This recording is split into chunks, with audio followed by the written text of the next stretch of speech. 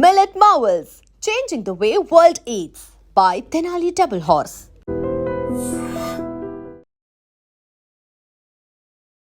నమస్తే, welcome to I dream weekend update with కవిత.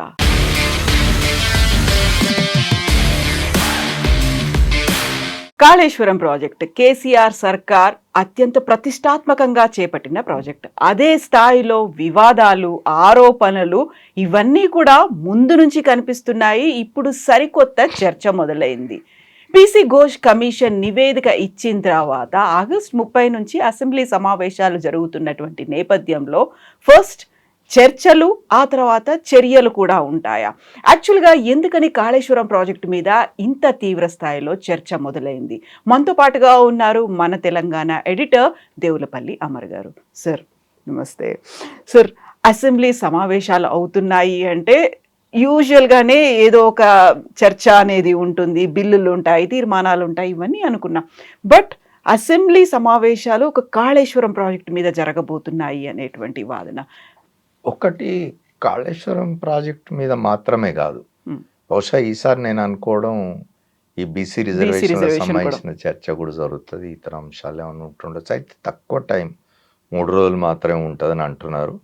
అది చెప్పలేం. రేపు బీఏసీ బిజినెస్ అడ్వైజరీ కమిటీ కూర్చొని ఇంకా దాన్ని పొడిగించి ఎక్కువ రోజులు ఏమైనా పెట్టాలనుకుంటే, ఇతర ఇష్యూస్ ఏమైనా మాట్లాడాలనుకుంటే మాట్లాడచ్చు.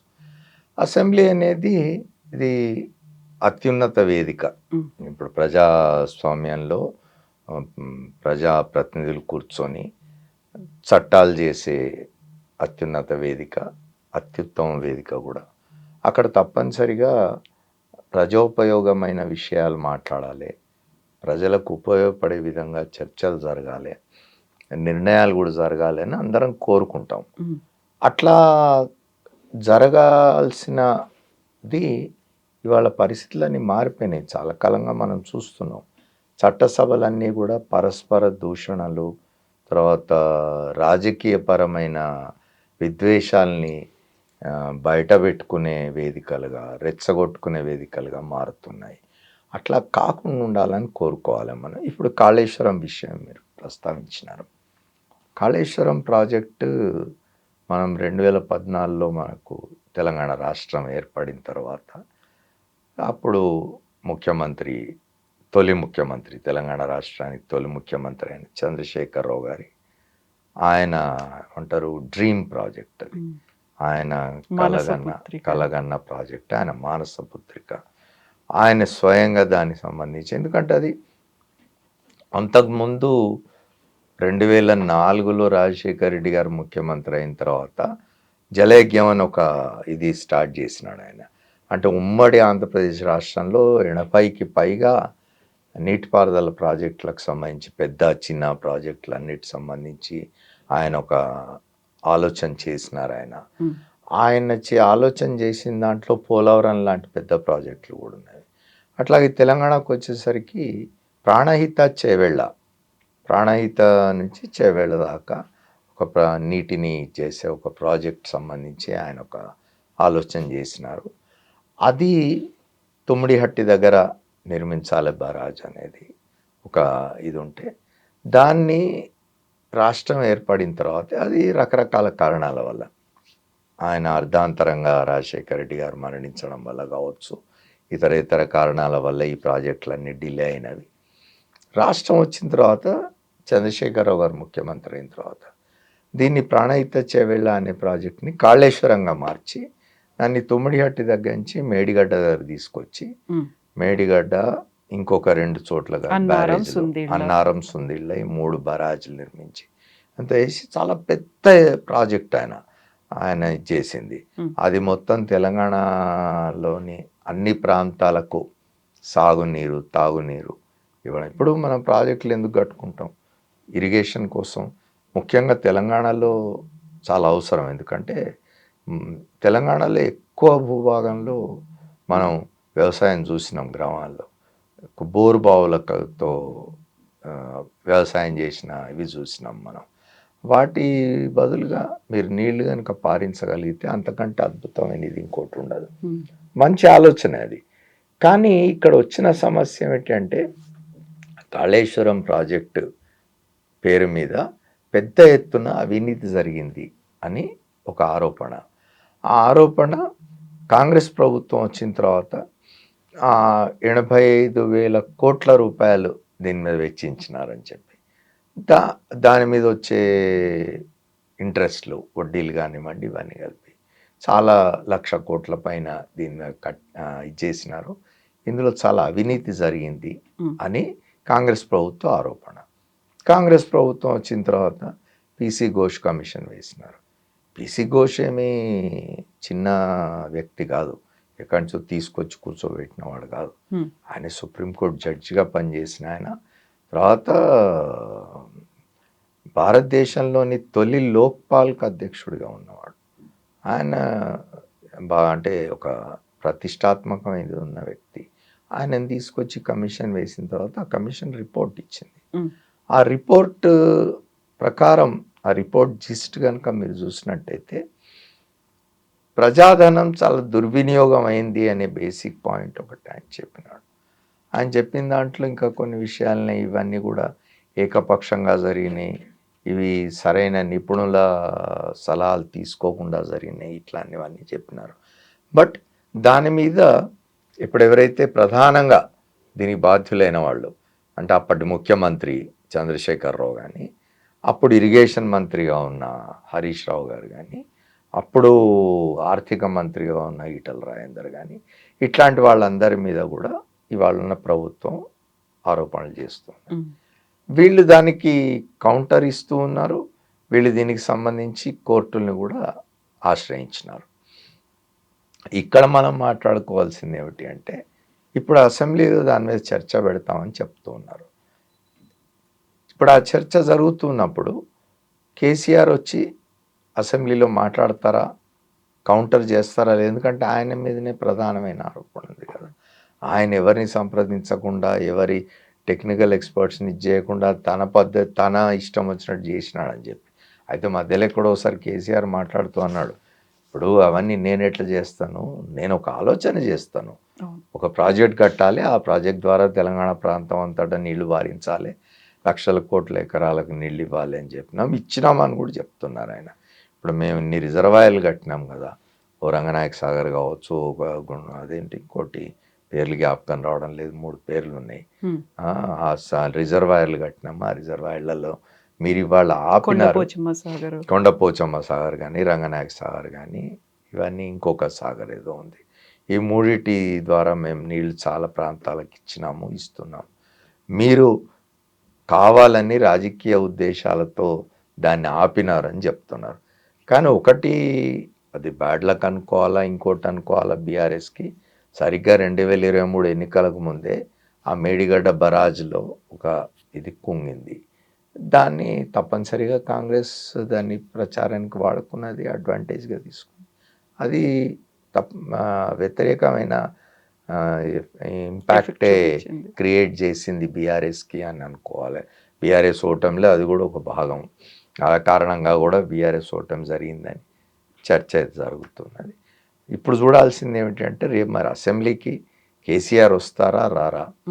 ఎందుకంటే శాసనసభ ఏర్పడిన నాటి నుంచి కాంగ్రెస్ పక్షం అంటే ప్రభుత్వ పక్షం కేసీఆర్ని రమ్మంటున్నది. నువ్వు శాసనసభకు రా, శాసనసభకు ఎన్నికైన వాడివి, నువ్వు శాసనసభకు రావాలి, ప్రతిపక్ష నాయకుడి పాత్ర నిర్వహించాలని చెప్తున్నారు. కేసీఆర్ వెళ్ళడానికి ఇష్టపడ్డాను. మరి రేపు తెలంగాణ శాసనసభకు, ఎందుకంటే కాళేశ్వరం మీద చర్చ జరుగుతున్నది కాబట్టి, కాళేశ్వరం అనేది కేసీఆర్ తీసుకున్న ఒక ప్రెస్టీజియస్ ప్రాజెక్ట్ కాబట్టి, దాని మీద ఇన్ని నీలి నీడలనండి, ఆరోపణలనండి, లేదా పీసీ ఘోష్ కమిషన్ నిర్ధారించిన వ్యవహారాల విషయాలనండి, వాటి మీద మాట్లాడడానికి ఆయన శాసనసభకు వస్తారా లేదా? రేపటి శాసనసభలున్నాయి, సమావేశాలున్నాయి. మరి ఆయన వస్తారా లేదా అనే దాని మీద చాలా ఆసక్తి ఉన్నది, చాలా చర్చ జరుగుతున్నది. చూడాలి మరి ఆయన వస్తారా, లేకపోతే హరీష్ రావు లాంటి వాళ్ళతో మాట్లాడిస్తారా అనేది చూడాలి మనం. ఇప్పుడు కాళేశ్వరం ప్రాజెక్టులోనే ఇర్రెగ్యులారిటీస్ ఉన్నాయి అనేదే పీసీ ఘోష్ కమిషన్ ఏర్పాటుకు ప్రధాన కారణం. బట్ పీసీ ఘోష్ కమిషన్ ఇచ్చినటువంటి రిపోర్ట్లోనే ఇర్రెగ్యులారిటీస్ అనేవి ఉన్నాయి అని ఇప్పుడు హైకోర్టు దాకా కూడా వెళ్ళారు. ఆ రిపోర్ట్కి సంబంధించి దానికి సంబంధించి పదే చెప్తున్నారు. మీకు గుర్తుంటే అప్పట్లో ఇరిగేషన్ మంత్రిగా ఉన్న హరీష్ రావు గారు ఇప్పటికి 2-3 సార్లు వాళ్ళ పార్టీ వాళ్ళ నాయకుల కోసం లేదా మీడియా కోసం అని చెప్పి పవర్ పాయింట్ ప్రజెంటేషన్స్ ఇచ్చి చెప్తున్నారు ఆయన ఇది చేస్తున్నారు. సెంట్రల్ వాటర్ కమిషన్ ఏం చెప్పింది, లేకపోతే ఉమాభారతి గారు ఏం చెప్పినారు ఈ కాళేశ్వరం విషయంలో, ఎవరి వ్యాఖ్యానాలు ఏమిటి, కాళేశ్వరాన్ని ఎవరు ఎట్లా ప్రశంసించినారు, ఇట్లాంటివన్నీ కూడా చెప్తున్నారు. కానీ ప్రాక్టికల్ దీనికి పోయినప్పుడు ఒక కమిషన్ వేసినప్పుడు ఇట్స్ ఏ అఫీషియల్ కమిషన్, అది ప్రభుత్వం ఏర్పాటు చేసిన ఒక అధికారిక కమిషన్. ఆ కమిషన్ ఒక రిపోర్ట్ ఇచ్చింది. దాని మీద ప్రాపర్ చర్చ జరగాలి తప్పనిసరిగా. శాసనసభలో మనలాంటి వాళ్ళని కోరుకోవాల్సింది ఏమిటి అంటే సభ్యులందరూ కూర్చొని దాని మీద చర్చ చేయాలి. నివేదిక మీద దానిలో ఉన్న తప్పులు ఏమిటి, ఒప్పులు ఏమిటి, కమిషన్ ఏం చెప్పింది, ఎవరిని తప్పు పట్టింది, ఎవరి మీద చర్యలు తీసుకోవాల్సిన అవసరం ఉందా, ఇవన్నీ కూడా చర్చ జరగాల్సిన అవసరం ఉన్నది. చర్చ జరపాలి. ఇప్పుడు రాష్ట్రం అంతటా కూడా వర్షాలు పడుతూ ఉన్నాయి.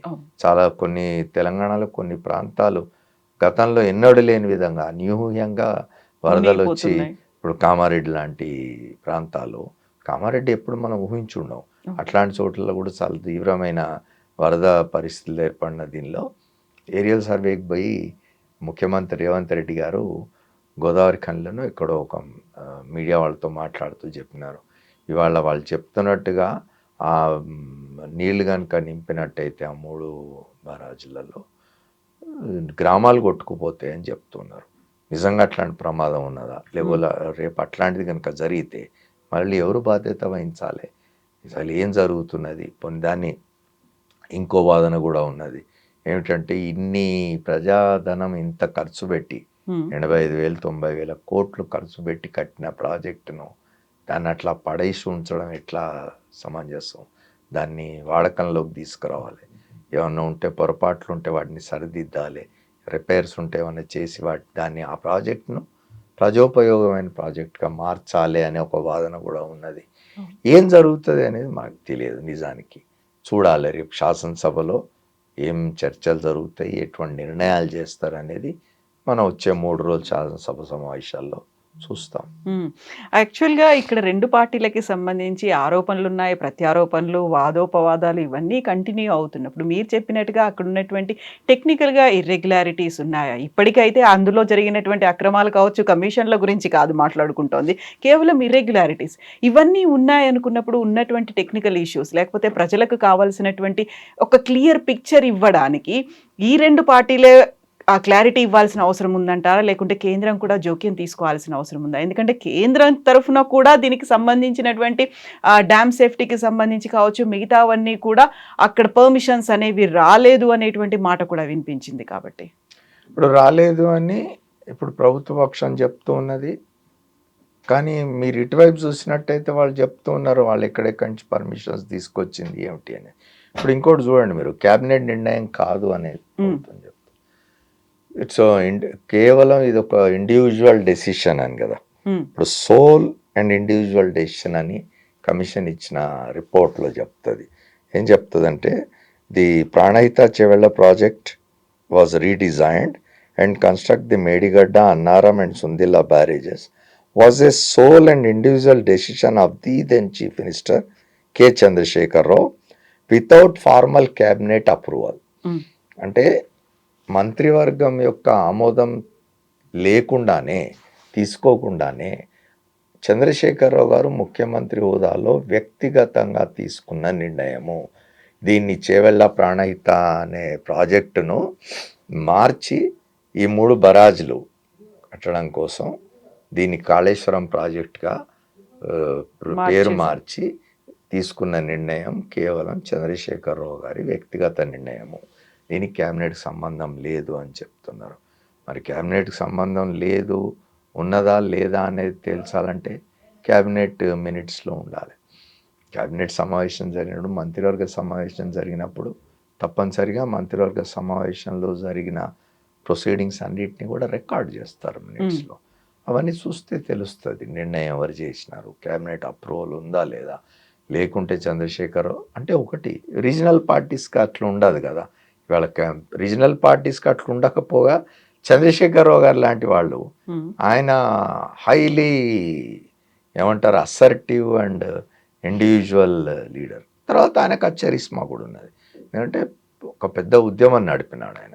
2001లో తెలంగాణ ఉద్యమాన్ని తిరిగి ప్రారంభించి రెండవసారి 2014లో రాష్ట్రం వచ్చే వరకు దాదాపు 13 సంవత్సరాలు ఆయన ఒక ఉద్యమాన్ని నడిపిన నాయకుడిగా ఆ చరిస్మా ఉన్నది, ఆ కమాండింగ్ ఇది ఉన్నది, ఆ ఇండివిజువలిస్టిక్ ఇది ఉంటుంది. కాబట్టి ఆయన అట్లాంటి నిర్ణయాలు చేసి ఉన్నాడేమో అని కూడా నమ్మడానికి అవకాశం ఉన్నది. కాబట్టి కానీ డెమోక్రసీలో ఉన్నాం. ఒక ప్రభుత్వం, ప్రజలు ఎన్నుకున్న ప్రభుత్వం కలెక్టివ్ డెసిషన్గా ఉండాలి. ఏదైనా కూడా మంత్రివర్గం అనేది ఉండేది. అందుకే మంత్రివర్గ సమావేశంలో నిర్ణయాలు తీసుకోవాలి. వ్యక్తులుగానే నీ వ్యక్తిగా నీ నిర్ణయాన్ని మంత్రివర్గంలో ఉన్న సభ్యులను ఇన్ఫ్లుయెన్స్ చేయవచ్చు. నీకు ఆలోచన ఉంటుంది ఒక మంచి పని చేయాలని. కాళేశ్వరం ఒక మంచి ప్రాజెక్ట్ అనుకుందాం. కాళేశ్వరం లాంటి ప్రాజెక్టు పెడితే ఇంత ఏదో జరుగుతుంది అని ఆ మంత్రివర్గంలో సభ్యుల్ని ఇన్ఫ్లుయెన్స్ చేసి వాళ్ళతో కలెక్టివ్ నిర్ణయం తీసుకునే విధంగా చేయాలి. అట్లా చేసినారా లేదా? ఇవన్నీ కూడా వస్తాయి, చర్చ జరుగుతుంది, ఇవన్నీ కూడా రికార్డ్స్ బయటకు వస్తాయి. గవర్నమెంట్స్ అనేవి కంటిన్యూటీ. కాబట్టి భారత రాష్ట్ర సమితి అధికారంలో ఉన్న 9.5 సంవత్సరాలు 10 సంవత్సరాలు ఆ కాలంలో ఏం జరిగింది, ప్రభుత్వంలో మంత్రివర్గ సమావేశాల ప్రొసీడింగ్స్ ఏమిటి, ఏం మాట్లాడినారు ఏమిటి అనేది రికార్డ్స్ ఉంటాయి. ఇప్పుడున్న ప్రభుత్వానికి అందుబాటులో ఉంటాయి రికార్డ్స్ అని. వాళ్ళు తప్పనిసరిగా రేపు చర్చకు పెట్టవచ్చు. ఏమొస్తాయో బయటికి చూడాలి. చర్చల తర్వాత చర్యలు కూడా ఉంటాయా అనేది కూడా హైకోర్టు కూడా అదే అడిగింది. ఫస్ట్ చర్చల తర్వాత చర్యల ఏముంటాయి అనేది.